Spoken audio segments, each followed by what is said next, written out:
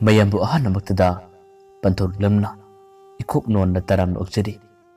ekhoni ngasisu miyam gi damakta puruk laksari ekhona thajarak warida aina bu hero oradi aroi batangka ngasigi aroi batangka asidana warisina kadi bahaiba kadi uriba habada mayam puna magna warisi targa amukhamunarasi hojik tabirasi ekhona pujarak warida aina bu hero oradi aroi batangka nganthoi na yamna wakan nungaina magi nupa dipagna thabak sururaga halakku matamna pau kaya matamjai mahangna matam kuina angang oiba ngamnamdaba tarabasu hojikti angang yaure mama ma haibado oigadore haduna wadi kaya matame adoba dipakti mana sariba wari kutimak mongondadi arembani dipakni yamna karemnana thausa wasadana asumna harakki adugi wadudi engonda haigadaba natte Zimido tabak suba halaklabane angang adugi mapada hairo wahisi harakpadane nganthoi magi thamoy adu kaiki asumna magi nupana mangonda ngalakani serakani haiba phawba thajakidabane nganthoi ni yamna ngangna dipak ta hange kaiwano nang haidabo adubu haiba yaba wara aina kari tobagino nang ningonda adumna hairiba aigi irando kadino hayo haidab sungya yaroi dipakna kume nganthoi masigi maramda wayam nang anabagi mathau tade aina hairiba wase karina kamdopana haiba nang nasana dum gyan tabi yaina aise angang masanate aduga nang aigileminarapasu matam kuirabane mi kudimakse loina apangmani haina khangano nang aiga doctor tanaba kaya matanaki yengba yaba kaya yengki adu phawbada asa udraba angang oini oiroi habagi thajaba ngamdraba nangna hadak marak oiriba mongase ai yamna singne amukta khumane nanga jimiga kari marilene kari arun mathabak tawgeba amukta hayone numidang kuding nakhoi anina lona wari sanabada aina khalamoi taramoy khanra aisu huran na phage dun ngairibane adob hojikti huran base aina phaba ngamle chalo angang odigum pada nangi nungai bori tu tambo saru jimisu harau bana lore gadabane nganthoi na hadakti khara sauna khumme tamo leitun saru pande ngangbu yai haduna su pangang da ngangano tamo na ngamu khudingi ai nongmo ta phawba ningthina khumdabane adubu tabadi amna tukachaba papki masak orba thabak adugi maramna engonda hairakano aise adugu mana tai jadaba phataba thabak tawbu nupi natte tamo na aibu khongthang khudingi asoiba thi habase aisu khangne adubu ngasidi nangi wahi ase ai tasina penne aigi yungi ima khoi kawgane aduga tamogi ima pabunga wari sanhangane ai leidrabsu leiroye adumna ngangadaba oirabade dipana kumme asumba haibadi misiamna sawbane nganthoi kawone kasum kaide nakhoi yumgi ahalaman kawgera kana kawgeno kawningma kaw aidi kadimata khande haribasine tawba thabakpu tawi haibane nganthoi ma lawkhala kadai doribano aduga saki puto pangamudra adugi baram asing mahayo kasum natabada mingona maran sigano nangna handak barak jimi ka pulliba magalo nirbase asumna ibu iran sinabra asumna ibu puto nabra nang wadi sadraba kaunadraba namana badubu nang hojindra makore aduga nang maga pullaga ekoda lapu kayam siyawe ai khage nangna ibu nang neyum asida ngakta pabul heningde asob kutang thiraga nang ne butan thona bohane habase ai khange nang na pawlbadi nungaina leho adubu migi machada mara leitana maran siba aduga aigi pusibusu nang na puthokpadi lemna khakthole aina kri tur pangamge habado nang siyango depana kumme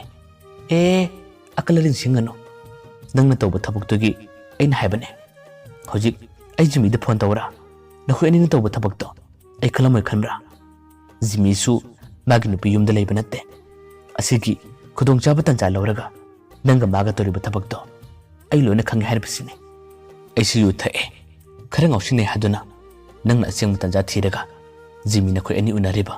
nakhoi ani na toriba arun ri la khudimak ai loina khanglabane chalo ꯍꯧꯖꯤꯛꯇꯤ ꯅꯪꯒꯤ ꯅꯨꯄꯥꯗꯨꯗ ꯅꯨꯡꯉꯥꯏꯕ ꯋꯥꯔꯤ ꯁꯥꯔꯣ ꯑꯉꯥꯡ ꯑꯗꯣ ꯃꯥꯒꯤ ꯃꯆꯥꯅꯦ ꯑꯉꯥꯡ ꯌꯥꯎꯗ꯭ꯔꯕ ꯅꯪꯅ ꯍꯟꯗꯛ ꯅꯪꯅ ꯑꯉꯥꯡ ꯌꯥꯎꯔꯛꯄ ꯍꯥꯏꯕꯁꯦ ꯇꯁꯦꯡꯅꯃꯛ ꯌꯥꯝꯅ ꯆꯤꯡꯅꯕ ꯊꯧꯗꯣꯛꯅꯤ ꯃꯤꯒꯤ ꯃꯆꯥꯕꯨ ꯏꯆꯥꯅꯤ ꯍꯥꯏꯗꯨꯅ ꯂꯧꯒꯗꯕ ꯅꯨꯄꯥꯗꯣ ꯑꯩꯗ ꯅꯠꯇꯦ ꯅꯪꯅ ꯄꯥꯎ ꯄꯤꯕꯤ ꯀꯥꯏꯔꯒꯅ ꯅꯪꯒꯤ ꯅꯨꯄꯥ ꯖꯤꯃꯤꯗꯣ ꯑꯩ ꯐꯣꯟ ꯇꯧꯒꯦ ꯑꯗꯨꯒ ꯍꯥꯏꯒꯦ ꯑꯁꯨꯝꯅ ꯍꯥꯏꯗꯨꯅ ꯗꯤꯄꯛꯅ ꯃꯥꯒꯤ ꯐꯣꯟ ꯑꯗꯨꯕꯨ ꯂꯧꯊꯣꯔꯛꯑꯦ ꯉꯥꯟꯊꯣꯏꯗꯤ ꯏꯀꯥꯏꯕꯣꯏ ꯁꯥꯎꯅꯤꯡꯕꯣꯏ ꯄꯥꯈꯠꯄꯣꯏ ꯗꯤꯄꯛꯀꯤ ꯐꯣꯟ ꯑꯗꯨ ꯃꯨꯜꯂꯦ ꯀꯩꯅꯣ ꯅꯪꯕꯨ ꯉꯥꯎꯕ꯭ꯔꯥ ꯑꯁꯤꯕꯨ ꯇꯧꯕ ꯌꯥꯕ ꯊꯕꯛ ꯂꯥꯕ ꯇꯧꯒꯅꯨ ꯃꯤꯒꯤ ꯃꯆꯥ ꯀꯩꯁꯨꯝ ꯈꯪꯗꯕꯗꯣ ꯑꯗꯨꯝꯅ ꯍꯥꯏꯒꯅꯨ ꯀꯩꯁꯨꯝ ꯅꯠꯇꯕꯗ ꯂꯥꯟ ꯊꯣꯛꯀꯗꯣꯔꯦ ꯇꯧꯒꯅꯨ ꯇꯧꯒꯅꯨ ꯍꯥꯏꯕꯅꯦ ꯇꯧꯒꯅꯨ ꯍꯥꯏꯕꯅꯦ ꯑꯁꯨꯝꯅ ꯍꯥꯏꯔꯒ ꯃꯥꯒꯤ ꯅꯨꯄꯥ ꯗꯤꯄꯛꯀꯤ ꯐꯣꯟ ꯑꯗꯨ ꯃꯨꯜꯂꯦ ꯗꯤꯄꯛꯇꯤ ꯉꯥꯟꯊꯣꯏꯅ ꯐꯅ ꯀꯟꯅ ꯃꯨꯟꯅꯕ ꯍꯣꯠꯅꯔꯕꯁꯨ ꯌꯥꯕ ꯀꯧꯕ ꯂꯩꯇꯦ ꯃꯥꯒꯤ ꯃꯈꯨꯠ ꯑꯗꯨ ꯏꯟꯊꯣꯜꯂꯒ ꯖꯤꯃꯤꯗ ꯐꯣꯟ ꯇꯧꯔꯦ ꯖꯤꯃꯤꯁꯨ ꯗꯤꯄꯛꯀꯤ ꯐꯣꯟꯗꯣ ꯂꯥꯛꯄꯗꯒꯤ ꯄꯥꯏꯗꯕ ꯌꯥꯗꯕꯗꯒꯤ ꯐꯣꯟꯗꯣ ꯄꯥꯏꯈꯠꯂꯦ ꯐꯣꯟꯗꯣ ꯄꯥꯏꯈꯠꯂꯛꯄ ꯃꯇꯝꯗ ꯗꯤꯄꯛꯅ ꯌꯥꯝꯅ ꯀꯦꯡꯅ ꯑꯁꯨꯝꯅ ꯍꯥꯏꯔꯛꯈꯤ ꯍꯜꯂꯣ ꯖꯤꯃꯤ ꯅꯪꯒꯤ ꯅꯨꯡꯉꯥꯏꯕ ꯄꯥꯎ ꯑꯃ ꯂꯩꯔꯦ ꯖꯤꯃꯤꯁꯨ ꯈꯪꯗꯕꯅ ꯍꯥ ꯀꯔꯤ ꯄꯥꯎꯅꯣ ꯗꯤꯄꯛꯅ ꯍꯥꯏꯔꯛꯑꯦ ꯅꯪꯒꯤ ꯅꯨꯄꯤ ꯉꯥꯟꯊꯣꯏꯗꯣ ꯑꯉꯥꯡ ꯑꯣꯏꯔꯦ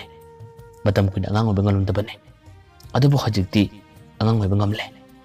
ꯑꯩ ꯅꯪꯕꯨ ꯊꯥꯒꯠꯂꯦ ꯅꯣꯡꯃꯇꯪ ꯆꯥꯛ ꯆꯔꯥ ꯑꯃꯇ ꯆꯥꯃꯤꯟꯅꯁꯤ ꯑꯗꯨꯒ ꯅꯪꯒꯤ ꯅꯨꯄꯤ ꯉꯥꯟꯊꯣꯏꯁꯨ ꯑꯗꯨꯝ ꯄꯨꯔꯒ ꯆꯠꯆꯈ꯭ꯔꯣ ꯋꯥꯍꯩꯗꯣ ꯍꯥꯏꯔꯛꯄꯗ ꯖꯤꯃꯤꯗꯤ ꯁꯥꯎꯕꯅ ꯃꯩ ꯍꯧꯔꯦ ꯈꯔ ꯂꯥꯎꯈꯠꯂꯛꯑꯦ ꯗꯤꯄꯛ ꯀꯩ ꯋꯥꯅꯣ ꯅꯪ ꯍꯥꯏꯗꯣ ꯍꯥ ꯀꯩ ꯋꯥꯅꯣꯕ ꯑꯗꯨꯕꯨ ꯍꯥꯏꯕ ꯌꯥꯕ ꯋꯥꯔꯥ ꯅꯪꯅ ꯀꯔꯤ ꯑꯣꯏꯗꯅ ꯑꯩꯉꯣꯟꯗ ꯏꯔꯥꯟ ꯁꯤꯔꯤꯕꯅꯣ ꯑꯗꯨꯒ ꯆꯞ ꯆꯥꯕ ꯁꯥꯈꯤ ꯄꯨꯊꯣꯛꯑꯣ ꯀꯔꯤꯒꯨꯝꯕ ꯅꯪꯅ ꯄꯨꯊꯣꯛꯄ ꯉꯝꯗꯕ ꯇꯥꯔꯕꯗꯤ ꯑꯩꯅ ꯅꯪꯒꯤ ꯃꯊꯛꯇ ꯀꯔꯤ ꯇꯧꯔꯛꯀꯦ ꯌꯦꯡꯉꯣ ꯊꯧꯗꯣꯛ ꯑꯁꯦ ꯂꯦꯝꯅ ꯈꯛ ꯊꯥꯔꯣꯏ ꯏꯃꯥꯈꯣꯏ ꯄꯥꯕꯨꯡꯈꯣꯏꯗꯁꯨ ꯑꯩꯅ ꯋꯥꯔꯤ ꯁꯥꯒꯅꯤ ꯑꯁꯨꯝꯅ ꯌꯥꯝꯅ ꯁꯥꯎꯅ ꯖꯤꯃꯤꯗꯤ ꯄꯦꯟꯗꯕ ꯅꯨꯡꯉꯥꯏꯇꯕ ꯀꯌꯥꯗꯨꯅ ꯐꯣꯟꯗꯨ ꯊꯝꯃꯦ ꯐꯣꯟꯗꯨ ꯊꯝꯂꯕ ꯃꯇꯨꯡꯗ ꯃꯥꯒꯤ ꯃꯃꯥ ꯑꯃꯗꯤ ꯃꯄꯥꯗ ꯋꯥꯔꯤ ꯈꯨꯗꯤꯡꯃꯛ ꯂꯣꯏꯅ ꯁꯥꯔꯦ ꯃꯃꯥꯒ ꯃꯄꯥꯒꯁꯨ ꯗꯤꯄꯛꯀꯤ ꯑꯗꯨꯒꯨꯝꯕ ꯌꯥꯝꯅ ꯅꯥꯇꯩ ꯆꯥꯗꯕ ꯋꯥꯍꯩ ꯑꯗꯨ ꯇꯥꯕꯗꯒꯤ ꯃꯈꯣꯏ ꯑꯅꯤꯁꯨ ꯌꯥꯝꯅ ꯁꯥꯎꯅ ꯖꯤꯃꯤ ꯃꯈꯣꯏ ꯑꯍꯨꯝ ꯄꯨꯟꯅ ꯂꯥꯛꯑꯦ ꯑꯗꯨꯒ ꯗꯤꯄꯛꯀꯤ ꯌꯨꯝꯗ ꯃꯈꯣꯏ ꯃꯁꯦꯟ ꯄꯨꯟꯅ ꯋꯥ ꯉꯥꯡꯅꯗꯨꯅ ꯑꯆꯧꯕ ꯂꯟꯖꯥꯎ ꯑꯃ ꯊꯣꯛꯂꯦ ꯗꯤꯄꯛꯁꯨ ꯃꯥꯒꯤ ꯊꯣꯛꯄ ꯉꯝꯅꯕ ꯃꯆꯤꯟꯗ ꯕꯔꯪ ꯕꯔꯪ ꯈꯨꯝꯃꯦ ꯉꯥꯟꯊꯣꯏꯁꯨ ꯈꯨꯝꯃꯦ ꯑꯗꯨꯒ ꯖꯤꯃꯤꯁꯨ ꯈꯨꯝꯃꯦ ꯑꯍꯟ ꯃꯁꯦꯟꯁꯨ ꯋꯥ ꯀꯌꯥ ꯑꯃ ꯉꯥꯡꯅꯩ ꯂꯥꯎꯅꯕ ꯈꯟꯅꯕ ꯇꯥꯕꯗ ꯅꯨꯡꯉꯥꯏꯇꯕ ꯈꯣꯟꯊꯤ ꯀꯌꯥ ꯑꯃꯁꯨ ꯉꯥꯡꯅꯕ ꯌꯥꯎꯔꯛꯑꯦ ꯀꯣꯟꯅ ꯊꯪꯗꯗꯤ ꯋꯥꯒꯤ ꯋꯥ ꯉꯥꯡꯅꯔꯝꯕꯗꯒꯤ ꯈꯨꯠ ꯊꯥꯅꯒꯗꯕꯒꯤ ꯃꯑꯣꯡ ꯐꯥꯎꯕ ꯇꯧꯔꯛꯂꯦ ꯃꯇꯝ ꯑꯁꯤꯗ ꯂꯩꯀꯥꯏꯒꯤ ꯊꯪꯅꯕ ꯃꯤꯁꯤꯡꯅ ꯐꯥꯎꯕ ꯈꯟꯅꯕꯁꯤ ꯈꯥꯝꯗꯣꯛꯂꯦ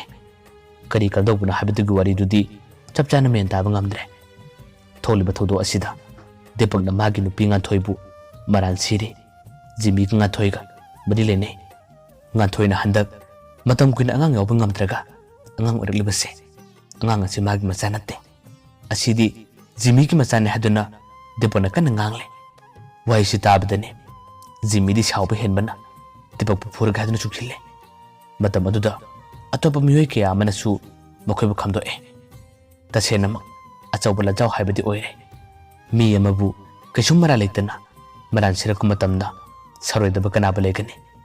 ꯖꯤꯃꯤꯒꯤ ꯑꯍꯜꯁꯤꯡꯅ ꯐꯥꯎꯕ ꯗꯤꯄꯛꯇ ꯑꯗꯨꯒꯤ ꯆꯞ ꯆꯥꯕ ꯁꯥꯈꯤ ꯄꯨꯊꯣꯛꯑꯣ ꯍꯥꯏꯗꯨꯅ ꯑꯀꯟꯕ ꯋꯥ ꯀꯌꯥ ꯑꯃ ꯍꯥꯏꯔꯦ ꯗꯤꯄꯛꯀꯤ ꯃꯃꯥꯒ ꯃꯄꯥꯒꯗꯤ ꯍꯥꯏꯅꯔꯤꯕ ꯁꯥꯔꯤꯕ ꯋꯥꯔꯤꯁꯤꯡ ꯑꯁꯤꯗ ꯀꯩꯁꯨꯝ ꯈꯨꯝꯕ ꯉꯝꯗꯦ ꯃꯆꯥꯅꯨꯄꯥꯒꯤ ꯃꯇꯧ ꯑꯗꯨꯕꯨ ꯌꯦꯡꯉꯤ ꯑꯗꯨꯒ ꯑꯁꯣꯝꯗ ꯉꯥꯟꯊꯣꯏꯗꯤ ꯏꯀꯥꯏꯕꯅ ꯃꯍꯥꯛ ꯂꯩꯐꯝ ꯆꯥꯐꯝ ꯈꯪꯗ꯭ꯔꯦ ꯑꯗꯨꯒ ꯑꯃꯨꯛ ꯖꯤꯃꯤꯁꯨ ꯏꯀꯥꯏꯕꯅ ꯂꯣꯏꯔꯕꯅꯦ ꯃꯇꯝ ꯑꯃꯗ ꯃꯥꯒ ꯉꯥꯟꯊꯣꯏꯒꯗꯤ ꯅꯨꯡꯁꯤꯅꯔꯝꯕ ꯈꯪꯅꯔꯝꯕ ꯀꯧꯕꯅꯤꯅ ꯃꯤꯅꯁꯨ ꯍꯦꯛ ꯍꯥꯏꯕ ꯃꯇꯝꯗ ꯊꯥꯖꯕ ꯌꯥꯕ ꯄꯥꯎꯅꯤ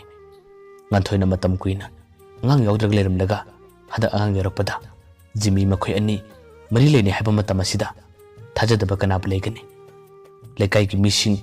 ꯌꯦꯡꯂꯤꯕꯁꯤꯡ ꯑꯗꯨꯅꯁꯨ ꯂꯣꯟꯅ ꯋꯥꯔꯤ ꯀꯌꯥ ꯑꯃ ꯁꯥꯟꯅꯕ ꯌꯥꯎꯅꯩ ꯈꯪꯗꯦꯗ ꯃꯈꯣꯏꯒꯤꯁꯦ ꯃꯅꯨꯡꯗ ꯋꯥꯔꯤ ꯑꯃꯇ ꯂꯩꯔꯦ ꯑꯃꯨꯛꯁꯨ ꯆꯨꯝꯗꯧꯕꯁꯨ ꯃꯥꯜꯂꯦ ꯉꯥꯟꯊꯣꯏꯗꯤ ꯑꯉꯥꯡ ꯌꯥꯎꯔꯛꯇꯕ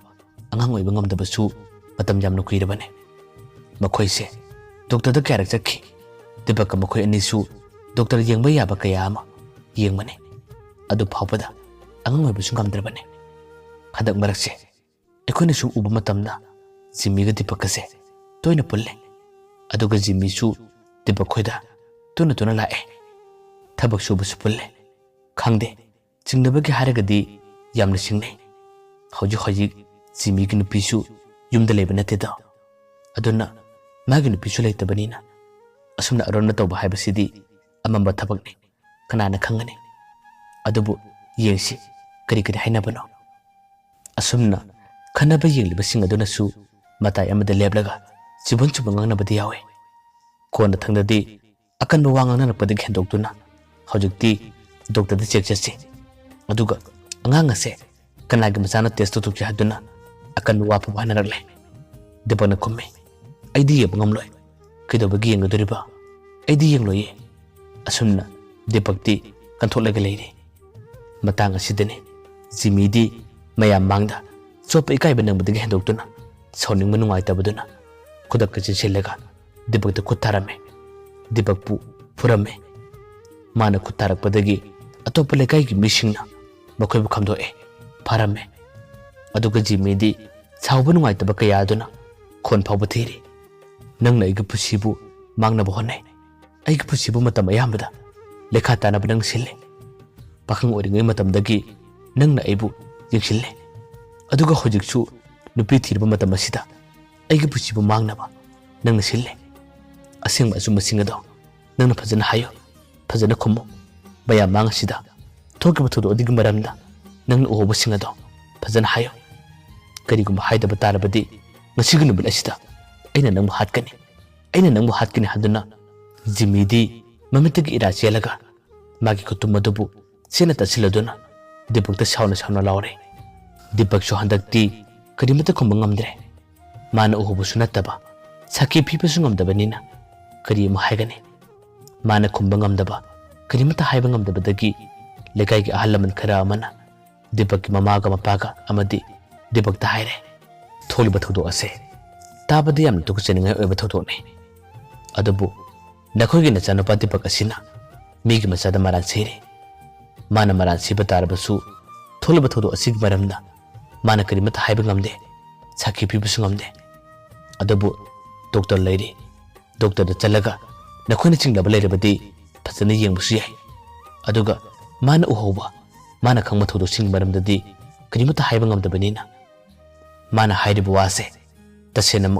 yumpham yaudaba aranba wane yum palaba migi imungbu thugaina basinba magi no pibu nungona thajaba yamna tuka seningai oiba thabakne mana toribase magi no pinga thoisu magi manakta leire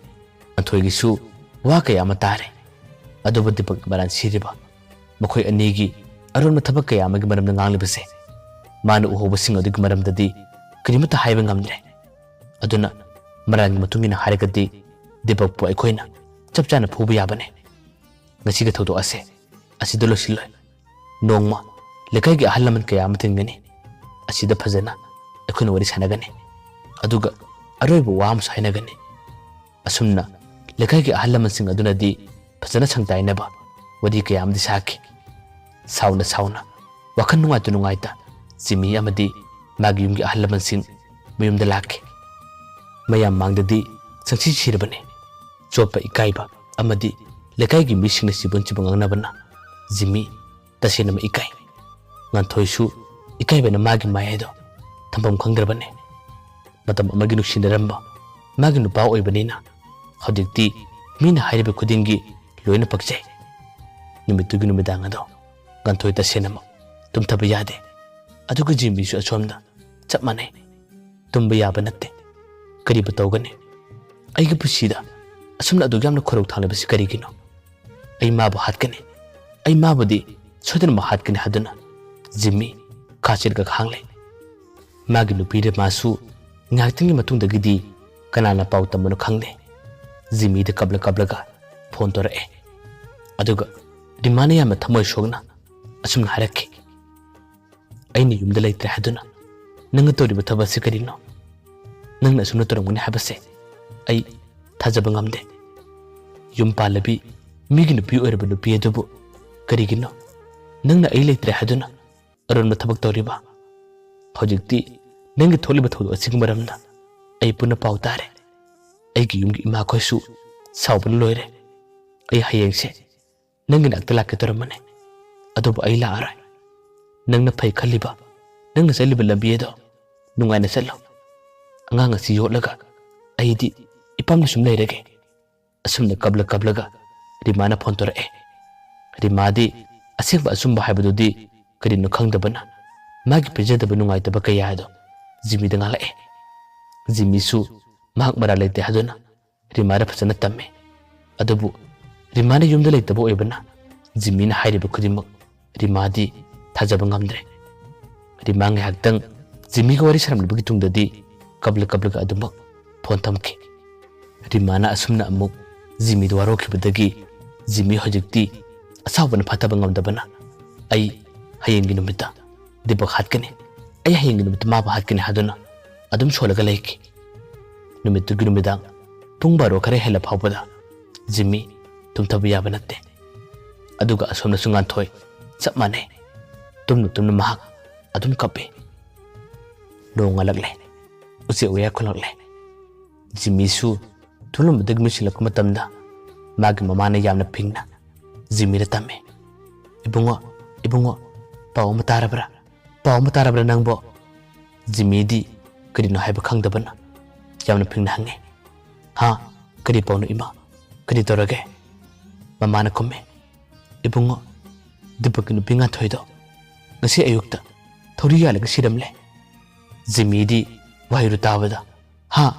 asengmari ima asengmani kari matawno khangde ngathoigi matawado aidi yemba ngamde otoro nusikreda ngathoido asumna hairaga jimi gi mama do kabla aduga jimi su thingbalak pangam de badagi hin kapthora yamna phingna jimi phuk hawgalaga ngathoigi yumtamna chakke tawi matam aduda mamana khame ibungo nang chakano ngarangi numita ekoi misilawna khibani khana khibani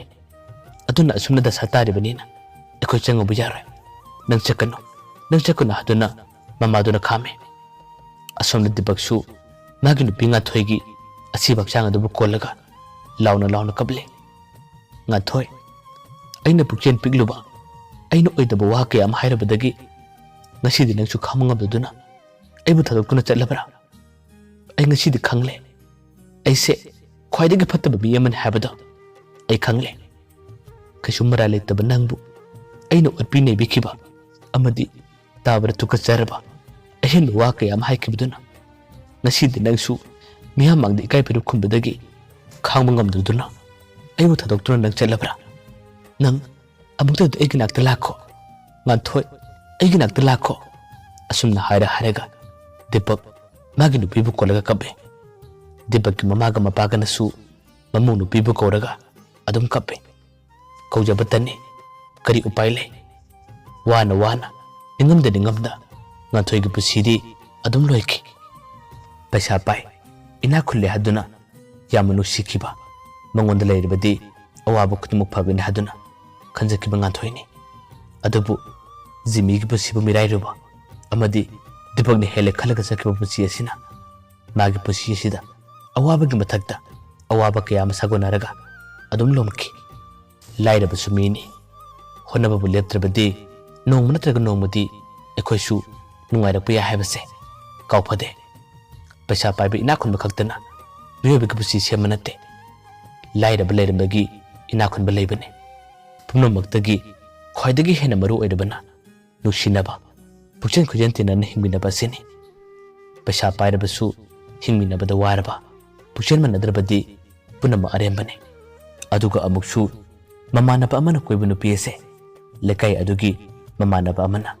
kariguma lawba tarabadi hayeng karigumada khajiktang sanarapada khudong thiba kaya amasu tholoi haningai tamungam manate hojikti punama hokre jimi mara laite haibase kona thangdadi rima su khangla aduga dipak nasu jimi gi yumda laalaga magi nungaitaba amadi magi mamangna thokiba aran bukudimak puna singdoki ningamda dipak gi pusidi ningba kaina adum lenki aduga jimi amadi rima gi pusidi nauna amuk nungaiba pusi amadi henki mayamba aroibada amukana khurumjari